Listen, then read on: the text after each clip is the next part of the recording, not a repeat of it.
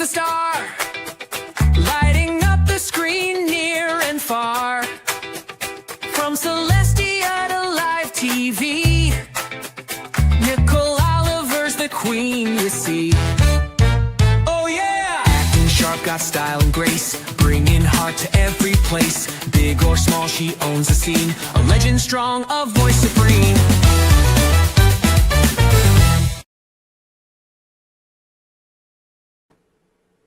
Welcome to the show, Nicole Oliver. That's your AI-generated intro. What do you think? I need that to play every day when I wake up. That should be like my wake-up music. My we let's will go send music. it to you. We can make that happen. Put it on your iWatch, whatever. I love that. Thank you. And we spend a lot of, like, Josh spends a lot of time on it because there's like AI is iffy, and we have to make sure it gets the right things and it's the right tone, and it's not fun sometimes. So thank you, Josh. That was amazing. We have guests in chat already. Hey, welcome to the show. Thank you for joining us. You guys were here early. You're amazing, and I appreciate it.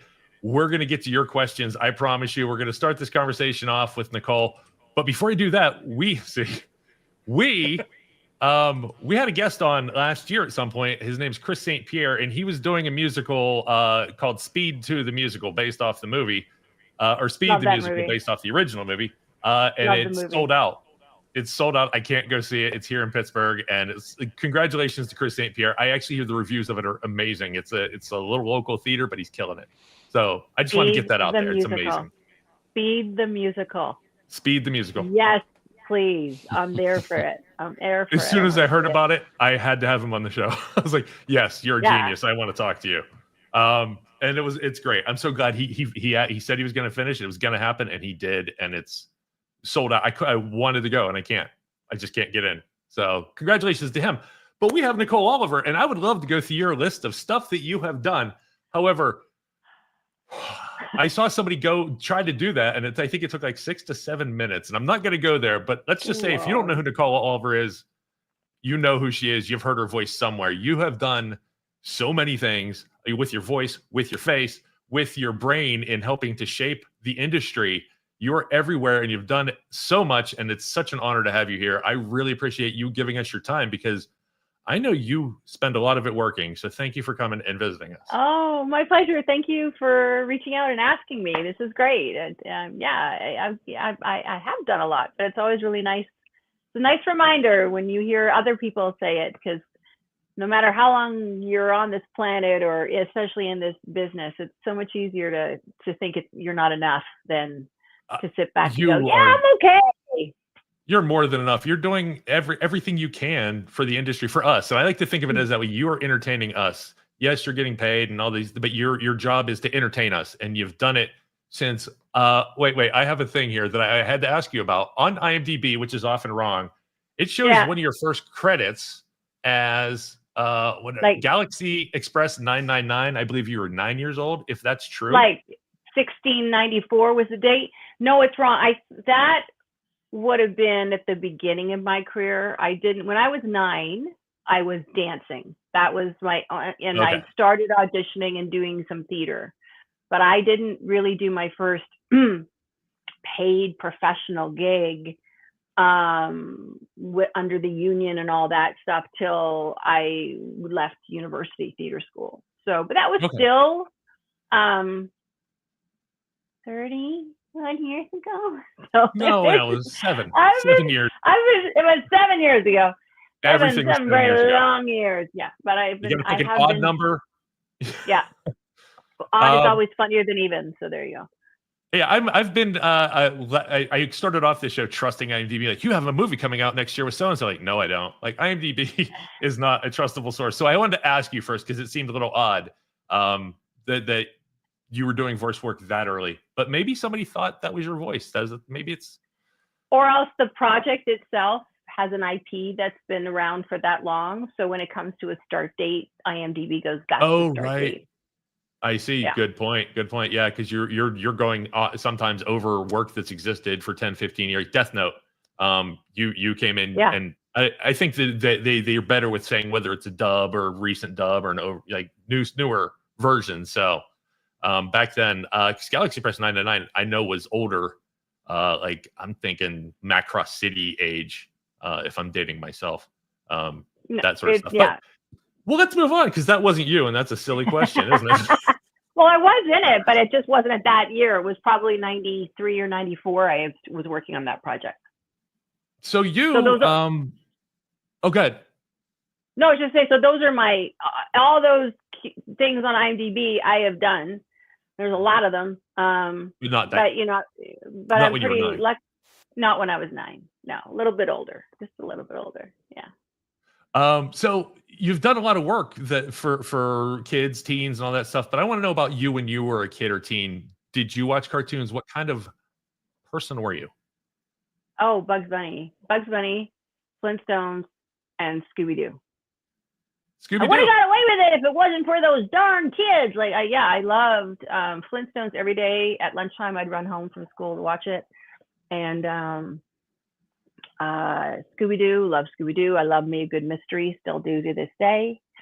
Yeah. Do you remember Heathcliff and Friends, or there's Top Cat that I always rush home from school to go watch Top Cat, and they had it right next to the Beatles cartoon for some reason. Like, I barely remember they had a cartoon, but they were on in a block when I got off the bus. Yeah, I'd always get up super early Saturday morning to watch Bugs Bunny yeah. without fail. And if I slept in, I felt horrible. Yes, because you missed a lot. And they won't play it again in 3 weeks. Right, not back then. Yeah. Yeah. Hey, when you, I'm trying to think of all the work you've done now. What work that you've done now, do you think would have connected best with you when you were young? Like that when you were doing it, like, oh man, I would love this as a kid. Not saying any of your work isn't, but like, what was the strongest connection you think you felt? Well, I think just hearing more feminine sounding voices would have been great. You know, like My Little Pony has been a big part of my career. I worked on that show for 10 years. But that was a show where most of the parts were female.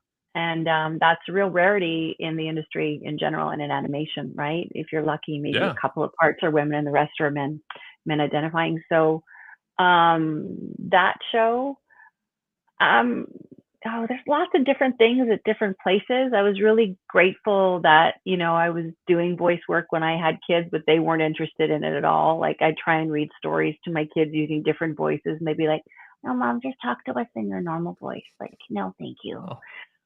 Which was shattering. But then, you know, they got a little bit older, and now that they're older, a lot of their friends are like, "Your mom was the voice of my childhood," and that's pretty cool. So that's really awesome. Yeah, you are connected forever. You've changed that person's life. Is the way I like to look at it. Like, when you put something out there, if they take it in, you've changed their life, usually for the better, because it's entertainment. It's a positive thing. All of your stuff is amazingly positive, and it's just great to go through that list and see all the stuff you've done that is uplifting almost. Like, it's I don't know how much of it was early in your career you lucked into, or do you just like, I'm not doing that. That's not the direction that I like to go, or how did that go? I think it's like, you know, really as an actor, when you're starting out, you want to audition. You'll audition for, if people want to see me, great. I'm going to audition for something. I'll try. But I've always tried to be pretty true to me. Long before they use the word like, "What's your brand?" You know, I want to make sure that I was comfortable with it. But being an actor, the best part of it being an actor is you get to walk in someone else's shoes, and you get to sometimes go to some deep, dark, dirty places and play a bit, and then you can go back to your life, and that kind of experiential exchange is really invigorating, and has always fueled me as I've gotten older, and I'm a little more try to be a little more sensitive about what I will put my hat in the ring for. I like to make sure that it stays consistent with me. It's going to be something that I'm going to be able to defend and get behind. That said, my favorite things to play, I love playing villains. They're so much fun because there's no rules. But I have played a lot of maternal, uplifting characters. So you really have. I'll take that as a compliment. I think I'm a pretty good mom, and I like to take care of people, and and certainly I'd rather spread positivity than the opposition. So, yeah. When you get introduced on shows like this and they go through your credits, of course, we're going to mention, the big ones.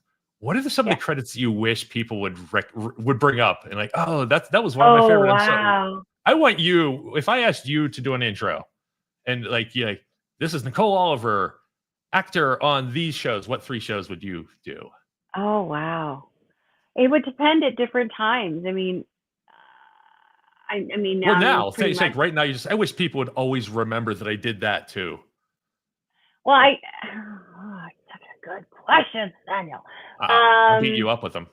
Gosh, what do I remember I did? There was a movie I did, a tiny film with, called Phil. I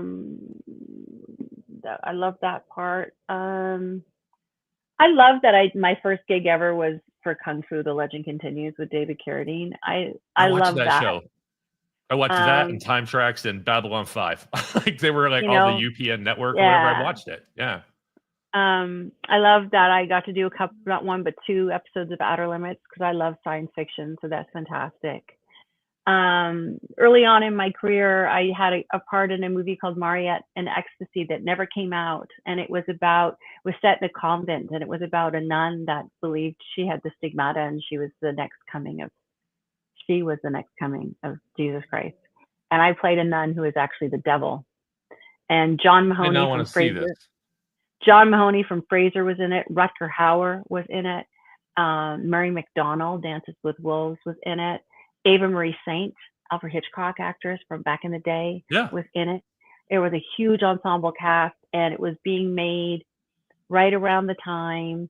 And Orion was the studio behind it, and they went bankrupt, so it sat on the shelf, and it's just been there. It's still sitting on a shelf. Do you know if anybody has access to it, or like even if they don't have the rights, like does it exist? I hate when I hear these stories. Because it was such an incredible experience. And for me as a young performer, it was so informative. Like Ava Marie Saint talking to us and telling her history in old Hollywood and how it shaped her, and getting to work with showing up on set with at least 25 other actresses of your age, and being able to just kind of watch people like Rutger Hauer and Mary McDonnell, how they would work. Linda Hunt was in it. I mean, it was incredible cast. This movie needs to see the light of day. And I actually went through down a deep dark hole and I couldn't find answers, but because they don't exist officially. But how many people have been in a movie that's never ever been released? Period. I know shorts do the circuit and they never see light of day after that. But I mean, this movie was made and yanked. I would just wish there was a moratorium, 20 years. The person who acted in it that didn't get paid their percentage or whatever, they get control now. They get to release it, something like that. These movies, a lot of people put love and effort into, and it always kills me that even if it was a bad one, somebody loved it enough to work on it. Let's put it out there. Yeah, and somebody loved it enough to put all their heart and soul into it, and to try and get it out, out there for other people to consume and be affected by. So yeah.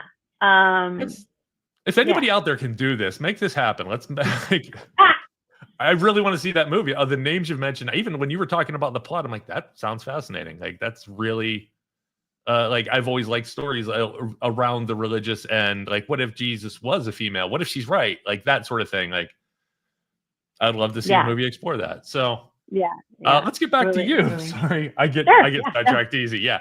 At what point in your career did you think, I can do this for a living? Oh wow, I love to perform. I started performing when I was 3, dancing, and just feeling the energy back from the audience it is very addicting. It is very consuming. And so I've always loved to do that. I thought I was going to be a lawyer, stand in front of the court and pontificate on things. Which is acting.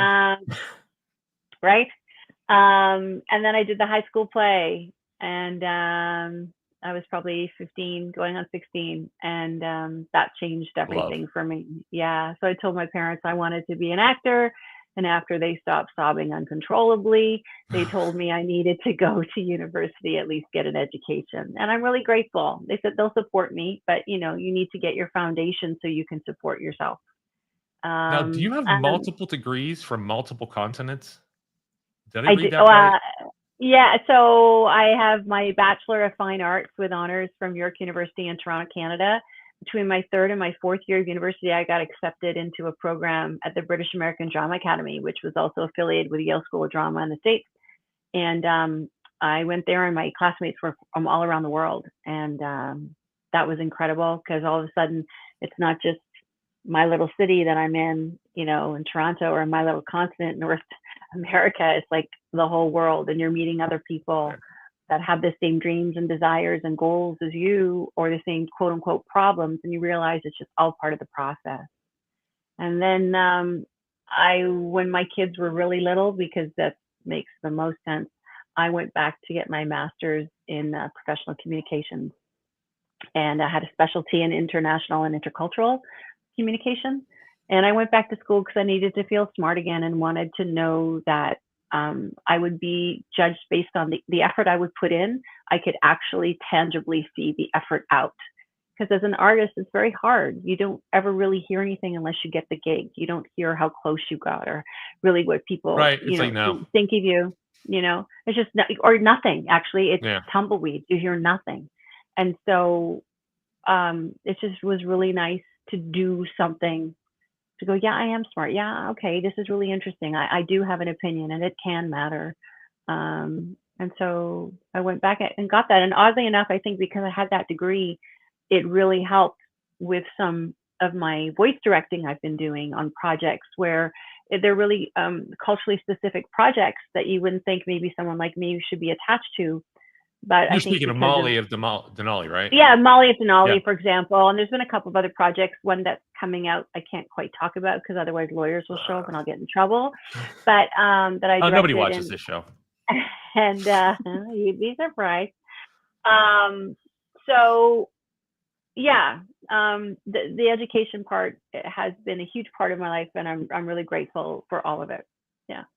Yeah, I'm gonna have one or two more questions here, and we're gonna get to the user questions. You guys get them in chat, line them up. Our producers will get them on screen. They're gonna go through them, and if we get a lot, they unfortunately have to pick the best of the best, because I would love to be here all night, but I can't do that to Nicole.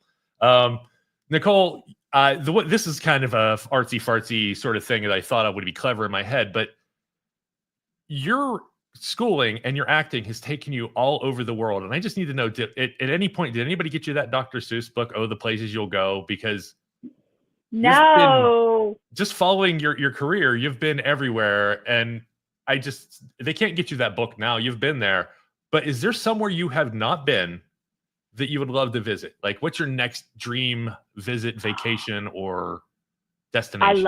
I love to travel. I love to travel. I love it.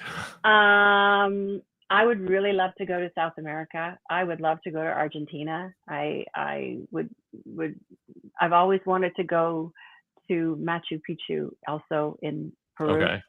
I did a project on it in grade 6, and I've been obsessed with the Incan culture and the history ever since. So those are two big travel places. I think my next trip I'm planning is to do a deep dive in Portugal. Okay. And we just got back. My son was actually doing a semester abroad in Estonia in the Baltics. So my husband and I were over there exploring. Estonia is beautiful. It is stunning. And my mother did the tour, and Estonia was like 2 next to Liechtenstein of beautiful places she's been. Well, it's funny though. Whenever I bring up Estonia, someone's like, "I know somebody from," it's like one of those places that everybody has this odd connection to. But yeah, I love to travel, and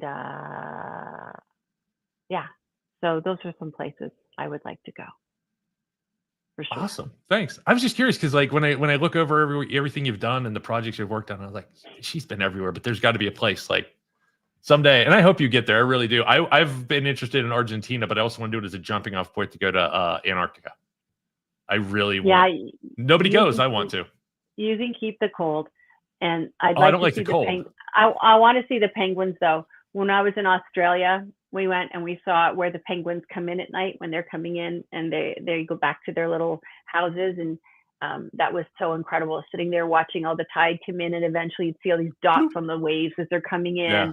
and then all these little penguins coming out. It was kind of like Close Encounters of the Third Kind when the aliens come down and they start, like, it felt, and you can't interact with them, you're on stands, but they walk by you and they look at you and they go and visit everybody, and it was just amazing. So yeah, if I wasn't so cold, I'd go to Antarctica to see the penguins. Well, now I have another bucket list item.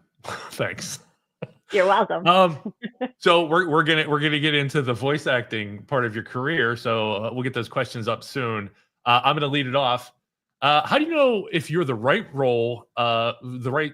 I'm gonna read the question as I read it. How do you know if you're the right voice for a role, and there are and if you turn down jobs just because you didn't think you would be a good fit for it, not necessarily, or like the earlier question where like you didn't like the project, or not like the project, but it wasn't something you wanted to associate yourself. Have there been roles where like I would love to do that, but I don't think I could do that character, that voice justice? No, because Awesome. I'm not a casting director. So if somebody has thought of you for something, there's something about who you are and how they see you, a facet of you, that they're like, you can do that. And so that kind of introspection that you have to do as a performer is like, what part of like myself is there? I think you, like Meryl Streep, I'm paraphrasing, because you have more in common with every character. It's not the differences. It's like, what do you have? Like, there's a commonality and you go from there. Okay. There's a commonality. And she would know. Well, you know, Meryl Streep says it. It's got to be true. So yeah. Yeah. I'm like, I couldn't even, no, I couldn't be in a room with her. I'm that intimidated by it. Like people of on that level. If I've seen something in a movie that has rocked my core, I would walk to the other side of the room just because they intimidate me. Oh, it's like, yeah, some of the people I've had an opportunity to meet, let alone work with, it's like my biggest acting job is when I'm just trying to act really cool. Like, this is no big deal. Hi, Julia. Yeah, Julia, call you Julia. Sure, Julia Roberts. Want to talk about her kids, Julia? Yeah, okay. She's I awesome, too have a child. She's amazing. I'm just like you. Yeah. She would Julia Roberts would walk into a room and it would get brighter. Like, she really is a movie star. Yeah, she's amazing. I was really impressed with her. Super impressed. Yeah. I'd probably melt under like something, because I've not met, well, maybe one or two people near that level, but like not to really interact with either, like in the room with, but not like John Cleese. I got to meet him and I had a whole thing that I planned on saying, and I was like, this is my wife. Cucumber. I mean, that's all you say, or something weird, right? Because I grew up worshiping everything he wrote and his acting styles and his comedic timing, and like I'm like, that's who I want to be when I grow up. And of course I came nowhere near that, but like to meet him in real life was just wow. Blew me away. So now I kind of get when people are like, I think the word is gobsmacked. Yeah, I like it. It's a good word. I getcha. I did have a question, and I've talked to other voice actors, never got to ask this, but as a voice actor, how often do you get to improvise? Oh, it really depends on the team you're working with. I mean, for some writers, and this is also for on camera, some writers, the written word is the written word is the written word. You say it as it is on the page. It's your job to lift it up and make it feel like your own. So for some other creators, showrunners, writers, they're really happy for you to improv around within, to bring your own flair to it. It's really a case by case basis, but I respect writing very, very much. And so there's been the odd time I'm like, this just doesn't feel right to how I see the character. Can we maybe tweak it this way? Probably the best example from a voiceover perspective has been on My Little Pony. The every pony as opposed to everyone came up in the room between all the performers. It's like, well, why would we call everyone or man or woman? Wouldn't it be like, with like gentle pony or hooves, you wouldn't hit hands, you'd hit hooves. And so, that kind of tweak, and the writers were like, yeah, let's go with it. And it just kind of kept going from there. Yeah. Okay, cool. So yeah, I always wonder, like, as you get involved with the character, 10 years is a long time. How much say do you have, like, as it continues to go, like, no, remember in episode 3, I said this line, we can't have this fact change. Oh, like you get protective and You can, and I think that's why you see, especially on television, a lot of stars of shows eventually being attached as a producer in the front credit, and that's because they're actually contributing to the content creation of the program, and not just being the character. They're actually affecting the Bible, the story, how it's going to go, how it's going to continue to go and evolve. But that's not Like a every project. showrunner, but for that character. Well, or just in general, like for the whole show, like look, Reese Witherspoon, right? She'll act in projects and she produces them. So does Nicole Kidman. Like you want to have your input on the character, but also how on the whole project, right? That creative glove on everything to help shape it. So it's more consistent with your brand, perhaps, or just the story at heart. You really feel fiercely about, you want it to be this perspective. And, as actors, sometimes, the attitude is just say your lines and go away. And we don't want your opinion. Thank you. We're paying you to say ours. And then sometimes you're lucky you meet people who want to collaborate. And then, when you start doing that, it's really exciting. And that's when you see a lot of performers start maybe being actor, director, actor, producer, actor, Right. writer. Yeah. So, with or without your influence, what would you say Princess Celestia, from the first time you played the character to the last time, how much change has there been, would you say? Like when you look back at the first thing you did and compared to the last thing, how different is it for you? Oh, we'll get to that question right after this. You know what? It wasn't that different, because although when you're an actor, you look at everything that's you're trying to figure out who is this character. So you look at all the information in the script, but then you have to fill in the blanks. And, even though she's a royal, she's a person too. So I was always like, I think, I would posit things like, I think the 80s was the best time for Celestia, or, maybe she dated so-and-so in a past life, or she's actually a real trickster, but has to be serious all the time. And as the show went on, we started to be able to explore other facets, there's that word again, of the character. But as an actor trying to bring that character to life, although you didn't maybe see it in the words I was saying, good actors do their homework and they know their history, they know who they are, where they've come from, and where they're going. And that's why, as viewers, we fall in love with those performances that just encapsulate so much and allow us to go along with that ride and wonder with them, Awesome. No, that's a great answer. Thank you. I didn't quite go there. I was like, yeah, that makes sense. Because you're building. It's still a building process every day. Yeah. Let's go with the question. Josh, you want to get that question up again? How much has a friendship is magic impacted you during and after the show? Oh, well, so Thank you, many Twilight ways. Sparrow. That was great. Hi, thanks for the question. It's huge. I mean, to be involved in such a flighty industry, to be able to have the privilege to be involved with something that's around for such a long period of time is a rarity. There's very few shows that go over 200 episodes, right? Right. But beyond that, to be able to travel with it and meet fans from all over the world, and to start to understand the impact that the show has had in people's lives, how the creativity inspired in the fandom, meeting some fans when they were kids and then seeing them again as they were adults. It's really humbling, super, super humbling. And It grounds you. Like, what you're doing is like, it's important, but it's important. It matters in a different level. Yeah, but also for me, but on My Little Pony, being around that show for that long, like, it's when you do a TV series, when you do a guest star on a show, you kind of parachute in, you do the show and you leave. And if you're there for at least, maybe on average, it's 10 days to shoot an episode of television these days. You'll get to maybe just start to know everybody's name by the time you have to leave, because there's hundreds of people on the show. But when you get to be there week in and week out, you get to know everyone and really start to understand all the different layers, the pipeline of the production. And that's where I really started getting excited by the process of animation and all the different people involved in bringing these ideas to life. And that's where, I'd done some directing of shorts before and some reality television show at that point, but that's where I was like, I do want to talk about that. I want to go. I'd love to be on the other side of the glass and work on that with that team and helping people bring things to life, and really wanting to work with young performers and helping them bring the best out of them. So right. that's another thing the show did was help give me the confidence to add another job option into my pile of opportunities, with voice directing. Nice. Speaking of young performers, we have a special video question that. All right, Josh has a daughter who is a fan of yours, of your work. Okay, I love that. We have a special video that we let her record, and we're going to play for you. A question for you, Josh. You ready? Okay. Yeah, here we go. Shoot. Hi, my name is Lila, and I wanted to ask you a question. I really like the show My Little Pony, and I wanted to ask you this.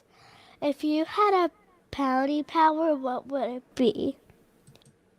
If I had a pony power? I believe she's asking, if you could pick one pony power to have in real life, what would that be?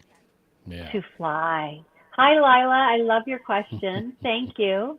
I think Princess Celestia would answer it this way. Well, Lila, thank you for your lovely question. I love flying, but my favorite thing is using something called a zip line. Do you know what that is, Lila? It's when you zoom along faster than the speed of sound and you get to go as you fly, and it's wonderful. So flying, which I can do, is probably my favorite pony power of all. And as Nicole, Lila, I would love to fly. I have dreams about flying. So, yeah. And what was her answer, Josh? She had her own, of course. Mine would be Twilight Sparkle's powers, because I could fly and I would have really cool powers. So, yeah, and she's my favorite color, purple. So, thank you for answering. I will talk to you later. Thank you. Thank you, Lila. Oh, melting. Oh, love it. Thank you. That's great. That was awesome. Thank you so much. I can't wait to see how well she loves that. Do we have any more questions, Josh, from the audience? I do want to open up to people. Another question from Pro One Shot. Craziest fan interaction either from a PonyCon or somewhere random? My very first convention I did was back in the 90s, and it was for Kung Fu the Legend Continues. And we piggybacked on a Star Trek convention. And this was all new to me, this idea, like a Comic-Con in Toronto, kind of and I turn on, they're like, Nicole, this is your security. And it was a 6'2" tall guy dressed as a Klingon. And I was like... Were you a Star Trek fan before this, by the way? I love Star Trek, yes. Okay, very, me very too. much. But I was not prepared for that. I was excited and terrified at the same time. So it wasn't necessarily a fan interaction, but it was just the environment around that, just the passion and the commitment was incredible. Yeah. So I love that. Crazy fan. I mean, when sometimes people get really overwhelmed. My favorite thing is when I see kids there with their parents, just supporting their children, whatever they're exploring and having questions for without any judgment. I love that. And sometimes people just get so excited they can't talk, and they get and I feel that way too. I've met people that I've been absolutely like, like, what do you say? Now I have to work with you too.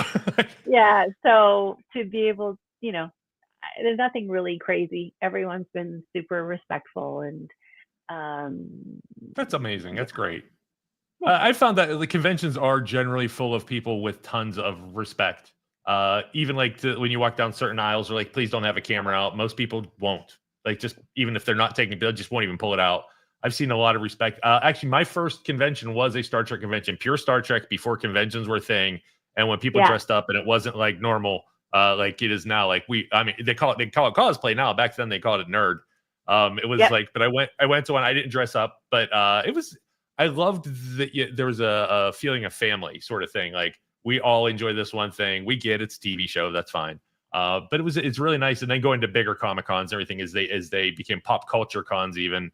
I still Yeah. like that feeling of we're all here because we like something a little bit cool. You know, it's But and, I, and I'm glad that on the yeah, other. I I'm was just glad that on the other side you get to enjoy it too. Oh, I do, and I love smaller conventions because it just feels less managed. You know, like some of the really big ones, there's no room for anything spontaneous, and everything Oh is yeah. so manicured and managed. That to be able to go to a bit of a smaller convention where it's okay if you want to take a few minutes longer to talk to somebody, or you know, I love walking around into the vendor hall and seeing all the work that everybody has done on things. Like it's just so uh, incredible. It's mind blowing. So, you know, I do like a little bit more of that vibe. The big ones are great, but they're also intimidating for people who are there as guests. Like it's just like, oh my god, it's like so big.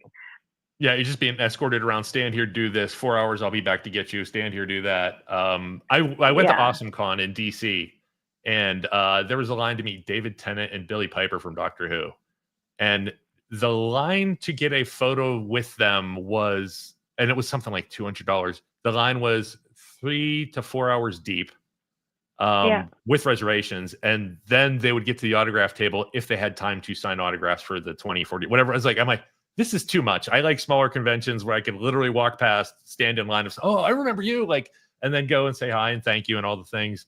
And I'm not knocking Awesome Con. It was an amazing. It's still, I haven't been there in a couple of years, but it's a great convention. I just prefer like the smaller and Yeah. even like the ones where like that are in a sports complex that's not a big indoor sports complex. So the great ones for me. Yeah. Yeah. Yeah. I get you. So, Yeah. One of the biggest ones, just real quick on that, like where it was like, Yeah. it was like in an arena, was one of the, they used to do BronyCon, which was just for My Little Pony. And I think the last one, there was like 13,000 fans. But at one point we were lining up for autographs, and the line, I think it was like the length of a hockey arena, like, and it went out the door and around the corner. And I remember sitting there for about 3.5 hours, just signing and trying to have a meaningful connection. And, you know, it's like, they're like, you're done. I'm like, no, there's been people who've been here for hours. I'm going to stay until everybody who's here. Like, if you want to stop the line, that's on you, organizer. But everyone who's here, I'm not going to go. I'm here. And, again, super humbling, and just getting to hear the stories of how something you've done has been meaningful or inspirational or whatever. I don't take any of that for granted. I figure there are some people who do it just for money, but I assume that most people are there to meet the fans, to find out how their work is impacted, to find out what people liked or didn't. Nobody, I'm sure not a lot of people say I didn't like that, but to find out how it's impacting, and to show the love back to their fans. Every time I hear, you know, I love the fans, thank you fans, when they show up at conventions like this, that's when I see it. Like, I'm here for you because you put me here. Thank you. Without an audience, you don't have a job. It's a relationship. It's not just something you do in isolation. Yeah. You need the people to consume and watch and be affected by it for you to have the awesome responsibility and privilege to infect those with your art and talent, hopefully. And they didn't want just an autograph because they could get that in the mail. They wanted to meet you. They wanted to have 1 second, whatever amount of personal connection of like, hey, I met that person. We exchanged, we saw each other's eyeballs. That's important. Yeah. Do we have any more questions, Josh, or you want me to go on? We got to have questions all over the place. Princess Celestia, how was retirement? And do you feel Twilight did a good job looking after Equestria after you left? From Stephanie. Yeah, it was okay. She was okay. It was all right. She never really, I don't think, pony or not, one never does retire because one can't afford to retire anymore. It's a misnomer. So I think, she's still hanging around. I don't think she's ever gone. Can't really walk away from it. Twilight did pretty good. I don't think she would have chosen Twilight if she didn't think it was in capable hooves. I wasn't expecting the sound effect.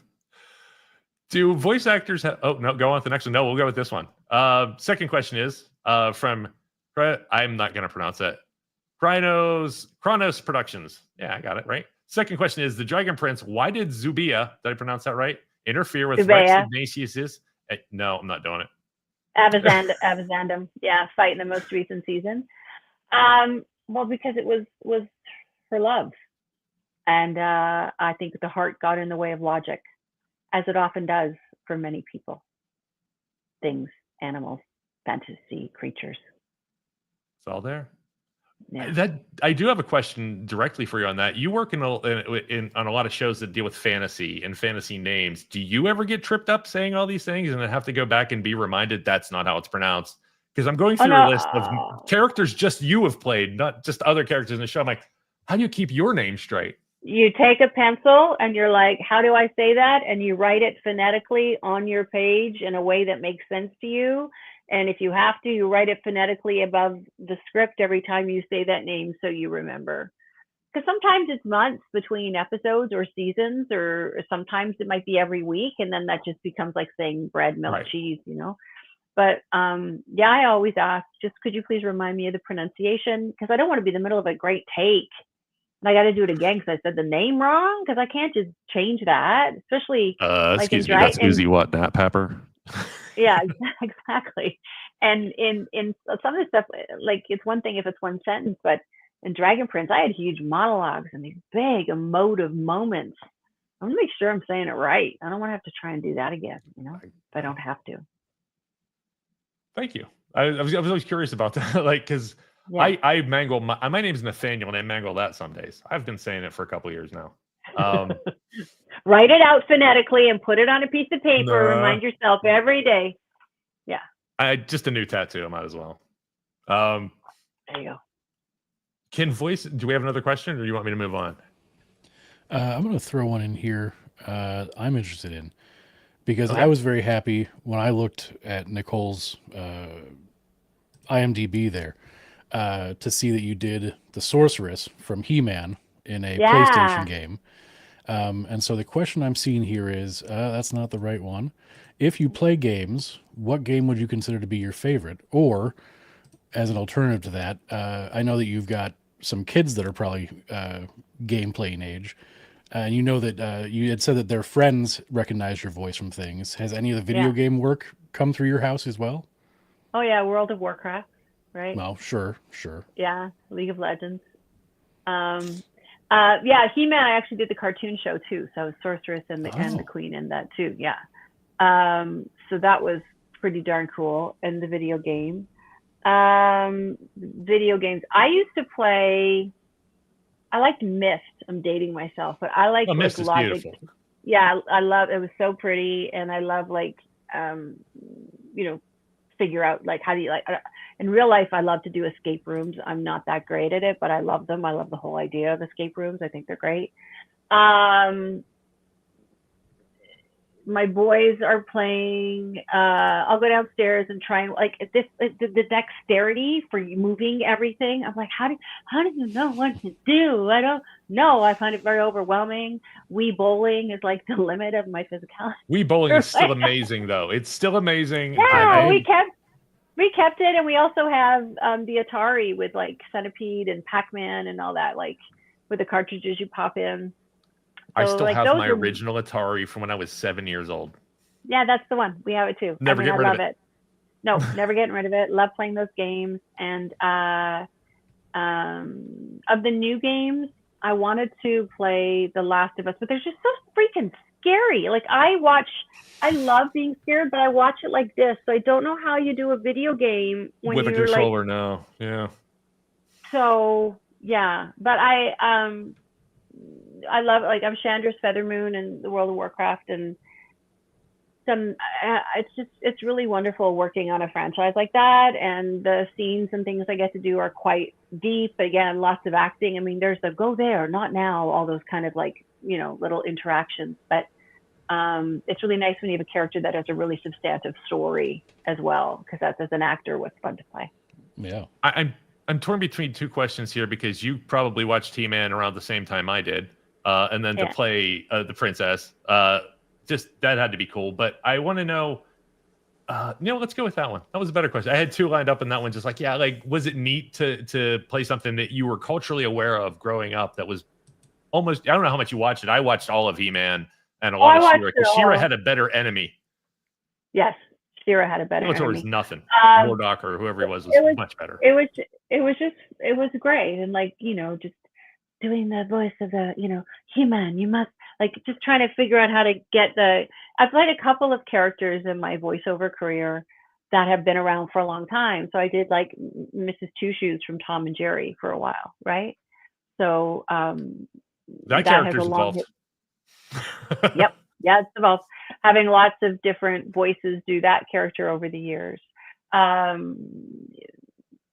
Yeah. So by the way, He-Man was awesome. Loved it. A real quick aside, I have this weird thing about Tom and Jerry in that they're very meta. There was an episode where they were chasing each other on a ship, and they ran into the theater on the ship and watched a Tom and Jerry cartoon. They know their cartoons, watching themselves, and then they get right back into the slapstick fighting. Like, it's so meta. That's just I know the it was the genius same of the writing, animation, right? but yeah, help the same out a little cartoon bit. twice. Yeah, but they didn't care. Like, no, they absolutely watch themselves. They're in that world. And as an adult, I'm like, and they do it multiple times. Like, there's many cartoons where they're absolutely aware they're cartoons, and I love it. Yes. I would skip school to watch Tom and Jerry. I'm not kidding. Like, this is a good episode. I'm not getting on the bus. Do we have any more questions? And they're just, I know we got 1 billion. And I want to get to everybody while we still have some time. In honor of Cinderella's 75th anniversary, what favorite fruit or vegetable would you want Fairy Godmother to poof up into? A limo. Into a limo. Yeah, sorry, I missed the last part. Into a limo. Yeah. Strawberry.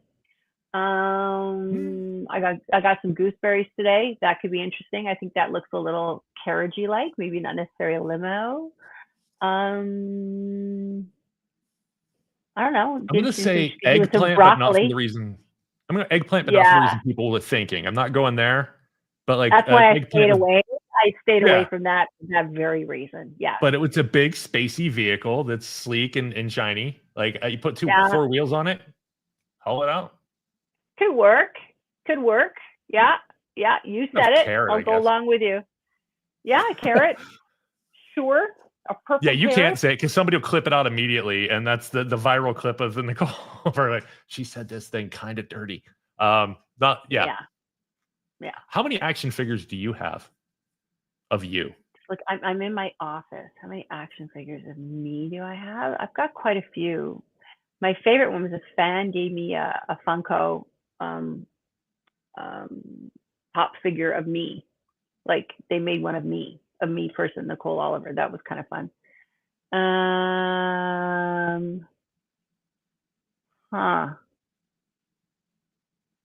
I've got a lot. Little Lego ones. Black Widow's pretty cool. Lots of pony stuff. It's kind of fun when you like walk into a toy store and you see like, hey, that's my character. Yeah. Yeah. Kind of fun. I want it. That's the limit of fame that I want. I want an action figure, and I want out. You're like, that's my edge. That's it. Somebody make me and I'm done. Yeah, if they wanted to get me out of Hollywood or whatever, they could just do that. Not that they would ever let me in Hollywood. Can you mentioned this before, and I do want to go back to it. Can you tell me more about what a voice director does? Sure. Like, so from my job day one. Mm-hmm. So I'm brought in to the project to work with the animation director, who's in charge of all the pictures, right? Working with all the animators and the pipeline, getting it that way. I work with a production team to bring the words to life. So I'll have my own mind movie storyboarding of how I think things are going to look. But if I work with the animation director, maybe they'll share their storyboards with me so I can better prepare, like, what's the distance between characters? What sort of actions here? What sounds do we need? And then I run the session on the day with the actors, getting all the options and the performances, making sure they're there, because that's usually the first step, right? We record the voices and then those go off as the animators are working on rendering the backgrounds and everything else. And the voices are laid in against the animatic, and then it gets all fleshed out, and the music is kind of like the last bit that's added. So I'm very much in partnership with the direction team as the voice director to bring the sound to life to match the picture. Yeah. So without me, it's a silent movie.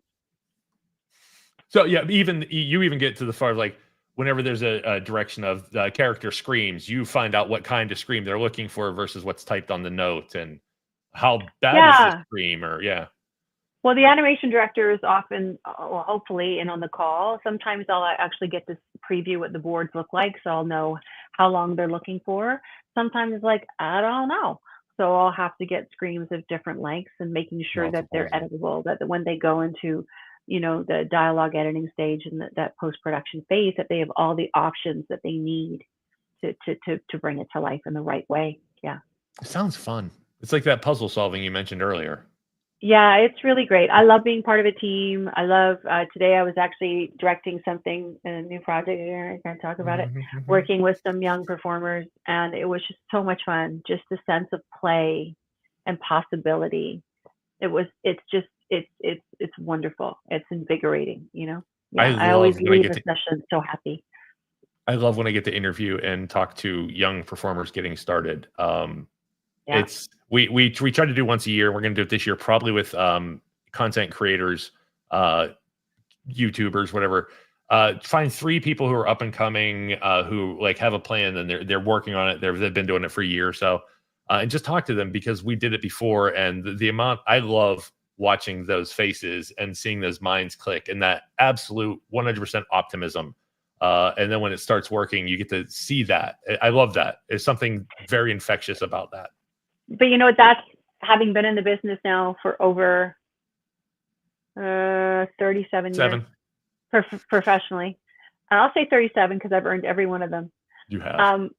I am still trying to find ways to reinvigorate me, right? To reconnect, to have those feelings I had when I first started. What was my drive? Why did I want to do it so badly? And then when life and being an adult and everything can get in the way, to try and reconnect. That's why I love young performers. I mean, I love mentoring people, but I get as much from them as hopefully they would get from me. Just to be reacquainted with that freshness and the simplicity of understanding the drive. It just helps you get focused again on your why. And when you know your why, your how will always follow. I love it. It's a give and give relationship. You give to them whatever you can, and they give to you whatever they can, and you both grow. Do we have any questions? Any good questions you see, or I don't say good? Any questions we can get in right now, Josh? I don't want to spend. We only have a little bit of time left, and I do want to get the best questions up. Question for Nicole Oliver: how does it feel seeing people grow up looking up to you as an inspiration and a role model as they became VAs or get into their creative careers? It's incredible.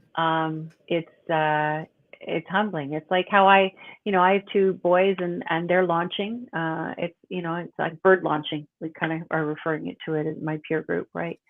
It's not empty nesting, you're bird launching. And to know that you've, with your children, given them, now it's up to them, and they're going to fly. And so to meet people that are inspired by something you've done, as I was saying earlier, it's just it's like a full circle moment. It feels probably like you think it would feel. Like it's really overwhelming. And but to remember that there's a responsibility with that, right? And so what you put out, you will get back. And I really firmly believe in that.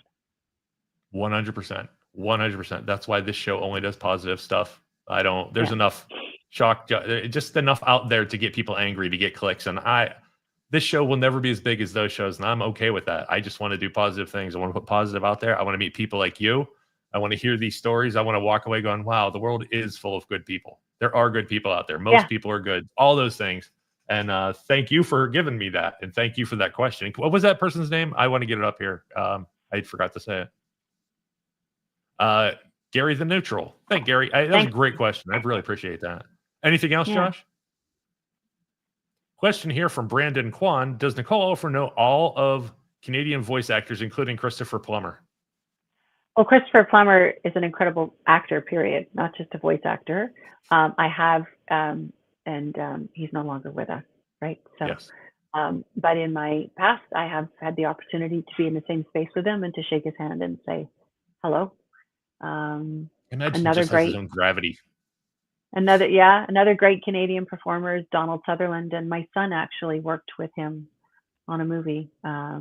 Also recently passed. One of my favorite actors, mostly from Kelly's Heroes. Yeah, But I mean, He was an yeah, amazing guy, we all meet each other and know each other, and then now that I'm directing, I'm meeting performers from all over the world, right? That I get into work with, and so yeah, I mean, you all know of each other. Some you know more You've all than been in others. Stargate together. It feels like it. Everybody Yeah, from Vancouver Interview has been on a Stargate episode, and I love it because I love Stargate. So when I do a rewatch, it's going to be, oh, there's Nicole. Nice. Like I talked to her. yeah. No, I'm in the first episode, so it's pretty easy. And actually, Amanda Tapping is one of my closest friends. So I've known her for a very long time. We started in the business at the same time in Please Toronto. thank her, because I love that.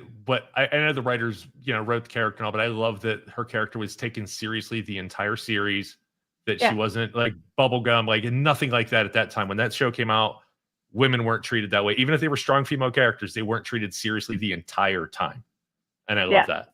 So I look up to her for that. It was a great thing to see on TV, and then holding her own against big heavyweight guys, being macho with, and she never wilted.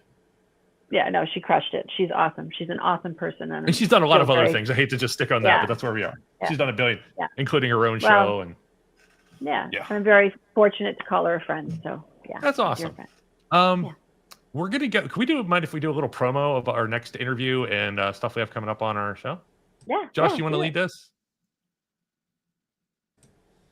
Sure. Yeah, we have. I mean, I'll talk. Just get this slide up. Yeah, if you have it. This up here. Next week on Thursday, we're going to be a special 8:00 time. We're going to interview David Sancious. You probably know the name if you're into music. If you don't, and you've heard of Bruce Springsteen and the E Street Band, the E Street Band was named after his mother's house where they all practiced. The interesting thing, we'll get into the interesting thing, but next week, be here at 8:00 for David Sancious, Hall of Fame inductee, musical legend. If you've heard anybody on the radio in the past 20 years, he's probably worked with them. We're incredibly honored to have him on. And then after we're taking a break after that for a couple weeks. But while that's going on, we have a bunch of shows going live, including Canadian country artist Brienne Lawrenson, who's fantastic, and it was a great interview we had with her. She's been and done a million things. We have Gabriel Hacohen, who is a cult expert. So if you have questions about how cults get started, how to get out of cults, he was an amazing guest. We have his episodes, I think, start going live now. I'm not sure. And after him, a show with Rob Lawless is going to be airing, where Rob's goal, if you didn't catch it last week, is to meet 10,000 friends, not just interview 10,000 people. He wants to actually call them friends and learn about them. You find out what that takes and how he's over halfway through. It's an amazing story. So if you haven't seen that one, check out the show and you'll like it. I promise. Now let's get back to you. We have one more question. Josh, pick out the best question you can find in chat, because I want to talk about other things. You've done a lot more than voice acting, and I want to get to that. And I want to talk about like where you're going in the future. So, third question from Kronos. I keep doing that. Kronos Productions. Have you gotten to meet with Mr. Yankovic during the time MLP FIM was running?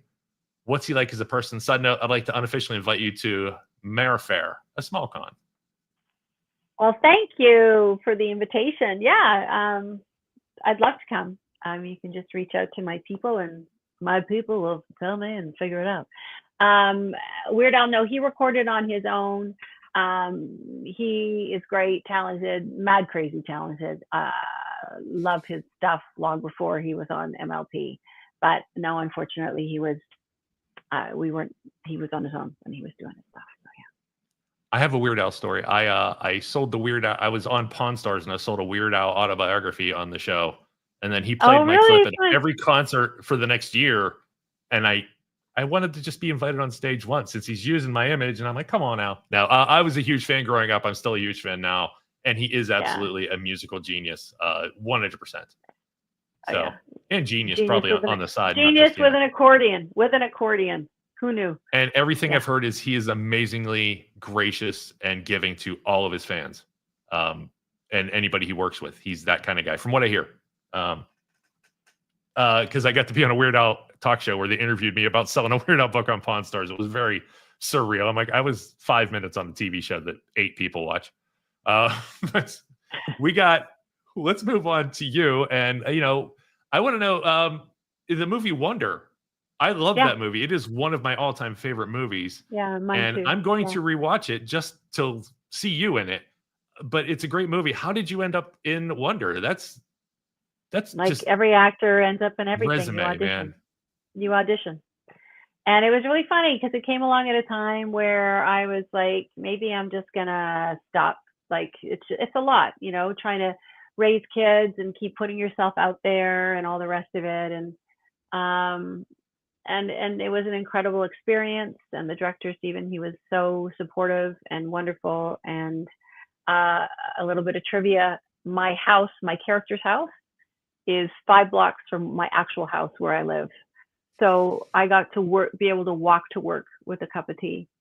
And when the day was done, I could be back home on my deck with a glass of wine as the crew was driving by and they'd honk and wave. So it was like pretty outstanding. Walk 5 blocks, get in your trailer.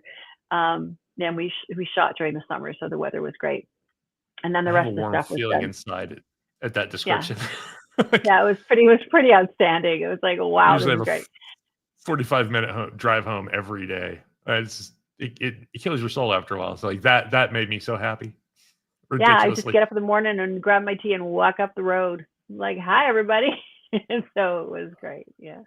I have to ask, do you have any really great memories from that shoot? So many. If you don't, it's a left field question. No, I do. I think my favorite moment was at the end when we're all in the auditorium and Augie's making his, getting his award, and Mandy Patinkin's doing his stuff, and just being around that kind of, again, positivity, right? And so many people in that space, and being positive and working towards this really special project. You could feel it. The vibe was really palpable. To be involved with something like that was I'll never forget it. I'll never forget it. That movie's never leaving my library. It was, if you're a fan of Nicole's and you haven't seen that movie, if you're just a fan of good movies, watch that movie. Yeah, it's a great you movie. should own it. You should watch it every couple of years at minimum. It's that good. I don't know, it completes something that has not been said in a while, I think, with its message. There was more to it than just, hey, everybody's different. It felt good in a good way, not like pandering. It's hard to describe like what it does, but it's not, I don't know. It's not sticky sweet. It's just a good story. No, it walks a really nice line. Yeah. You mentioned that stage work is what got you hooked on acting. Do you still do stage work? Oh, I haven't. I'd like to go back. I'd like to do a musical, and I want to get back to Shakespeare. Those are two things that are on my bucket list, putting out to the universe. What's your bucket list Shakespeare role? I don't know. I have to rethink. I mean, everything is from a different time for me. My last one I did was Lady Olivia in Twelfth Night, so I think I'm a little long on the tooth for that one. Maybe Lady Macbeth. That would be, I think, a fun one to try now with the life experience I have. I think I'm supposed to spit and run around the theater 5 times if I say that word. And you like playing bad guys? Well, or conflicted people, because bad people aren't bad. If they just don't understand why everyone just doesn't do what they want them to do, and why everyone gets in their way and makes it so difficult. I have that problem too, I guess. Why don't you just do what I say and act like I want you to act? I shouldn't even have to tell you. Yeah. What are your dream roles going forward? Your other bucket list items? Dream roles.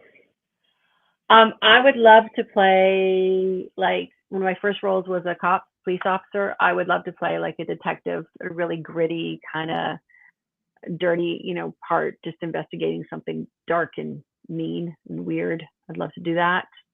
I would love to play a vampire. I would like to be involved in a zombie movie. I love zombie films, by the way. I'm obsessed with the whole zombie culture and Walking Dead and everything. What's better, White Snow or White Snow 2? Oh. They're very different, but very lovable by me. Like, just, I don't know.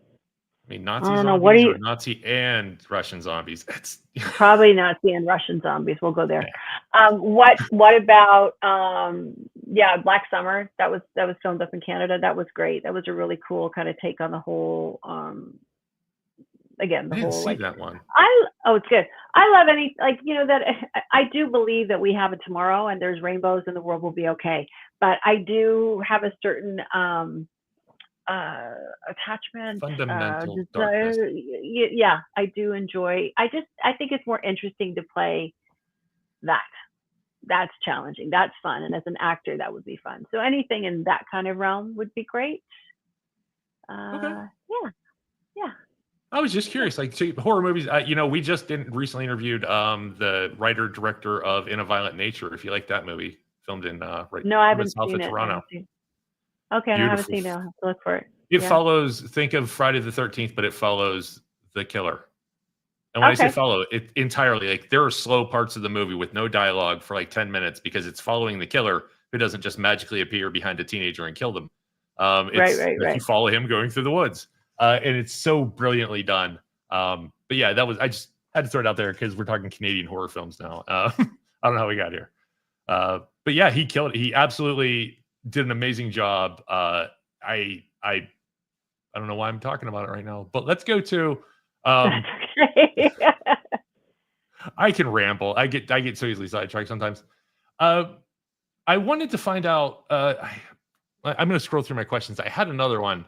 Yeah, what other roles do you have lined up? What that you can talk about? Is there anything that you like? Any surprises you want to throw at people? That you I'm not can allowed. talk about? I can't talk about anything That's fine. yet at all.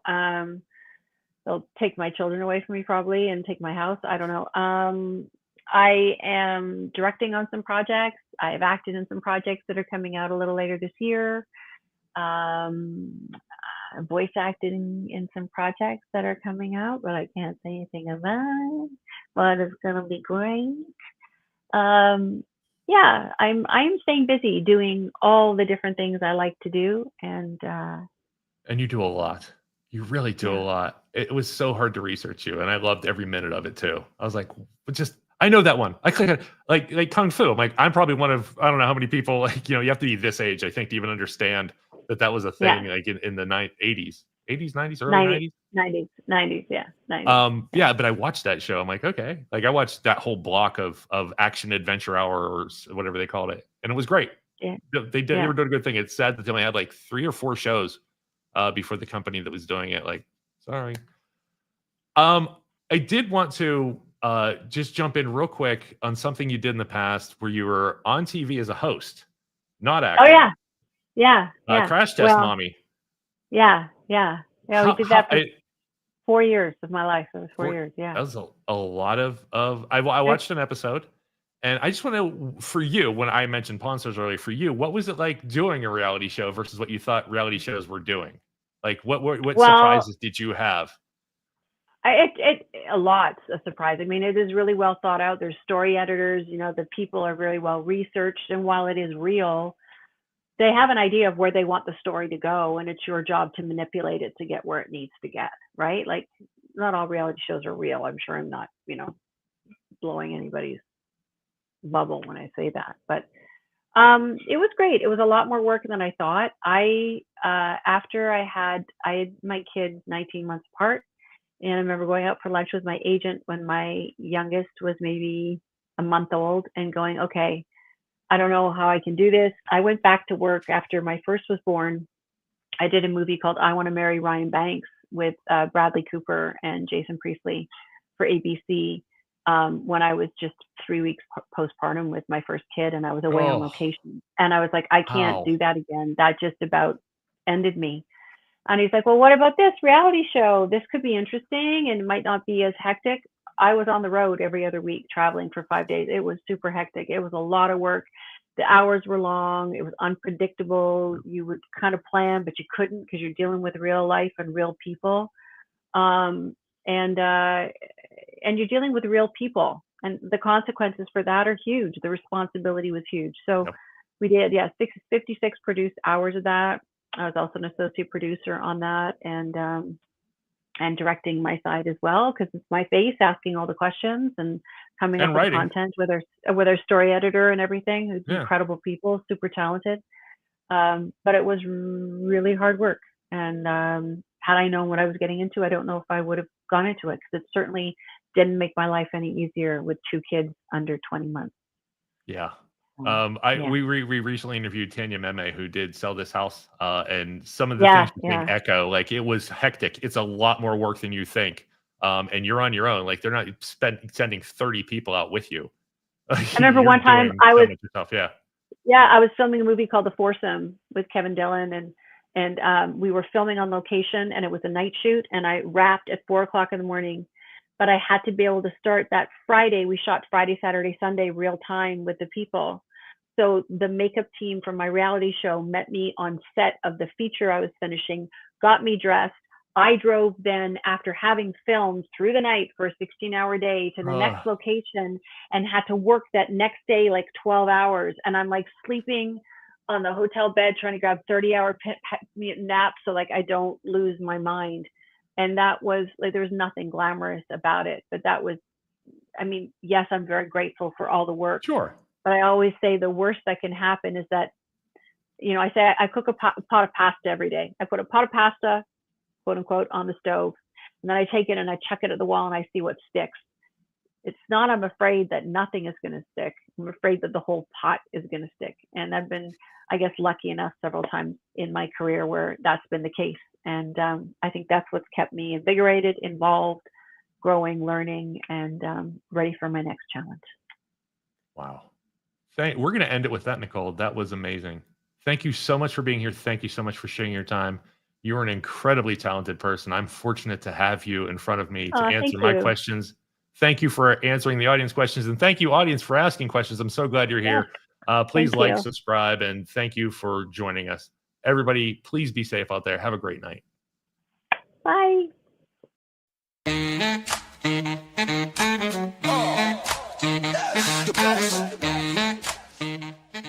Oh my goodness, that is quite a question. Oh, you are so funny. That is so true. You're like the only person that's ever asked me that question. I'm really glad that you noticed, that you pointed that out. So I just want to give you a shout out and say it's appreciated. It's been so fun chatting with you guys. I didn't realize how late it got. I'll always talk to you guys. Thanks very much. And again, you guys are super well prepared. You got your act together. I hope you continue to get more viewers. You deserve them. You guys, you are the first podcast to bring this up, and I'm impressed. I'm really impressed. Thank you. Bye.